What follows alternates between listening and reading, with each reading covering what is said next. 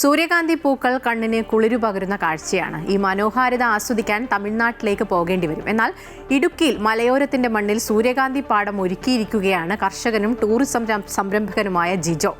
Bison Valley പഞ്ചായത്തിലെ 40 ഏക്കറിലാണ് ഏലക്കാടുകൾക്കിടയിലൂടെ മലയിറങ്ങി ചെല്ലുമ്പോഴുള്ള മനോഹരമായ സൂര്യകാന്തി പാടം.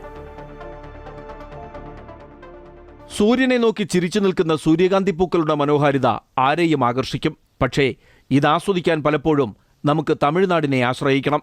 എന്നാൽ ഇടുക്കിയിലെ മലയോരത്തിന്റെ മനോഹാരിത തേടിയെത്തുന്ന സഞ്ചാരികളെ ആകർഷിക്കാൻ മനോഹരമായ സൂര്യകാന്തി പാടം ഒരുക്കിയിരിക്കുകയാണ് ബൈസൺ വാലിയിലെ കർഷകനും ടൂറിസം സംരംഭകനുമായ ജിജോ. ബൈസൺ വാലി ടൗണിൽ നിന്ന് 1 കിലോമീറ്റർ അകലെ 40 ഏക്കറിലാണ് പച്ചപ്പിന് നടുവിലായി തല ഉയർത്തി നിൽക്കുന്ന സൂര്യകാന്തി പൂക്കൾ ഉള്ളത്.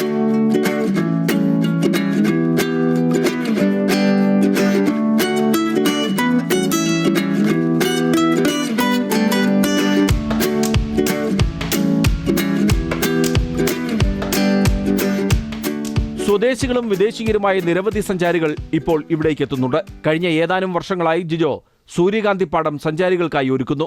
2 വിഭാഗമായാണ് കൃഷി. ഒരു ഭാഗത്തെ പൂക്കാലം അവസാനിക്കുമ്പോൾ മറുഭാഗത്ത് പൂക്കാലം ആരംഭിക്കും. സൂര്യകാന്തി ഇവിടെയൊന്നും ഇല്ലല്ലോ. ആൾക്കാർക്ക് തമിഴ്നാട് പോകണം കാണണമെങ്കിൽ.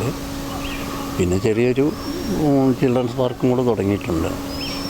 കഴിഞ്ഞ വർഷം തന്നെ എല്ലാവരും പറഞ്ഞായിരുന്നു പിള്ളേർക്കുള്ള എന്തെങ്കിലും ഉണ്ടെങ്കിൽ ഒരു നേരം പോക്കാവും. പിന്നെ ഈ മുളയുടെ ചോട്ടിക്കൂടെയുള്ള ഇരിപ്പ് AC കാലാവസ്ഥയാണ്. ഇതോടൊപ്പം മറ്റ് ഒട്ടനവധി ചെടികളും ഇവിടെ നട്ടുപരിപാലിക്കുന്നു. കുട്ടികൾക്കായി ചെറിയൊരു പാർക്കും ഒരുക്കിയിട്ടുണ്ട്. അതുകൊണ്ട് തന്നെ ജിജോയുടെ ഈ പ്രകൃതി സൗഹൃദ പാർക്കിലേക്ക് എത്തുന്ന കൊച്ചുകുട്ടികൾ ഉൾപ്പെടെ എല്ലാവരും ഏറെ സന്തോഷത്തോടെയാണ് മടങ്ങുന്നതും.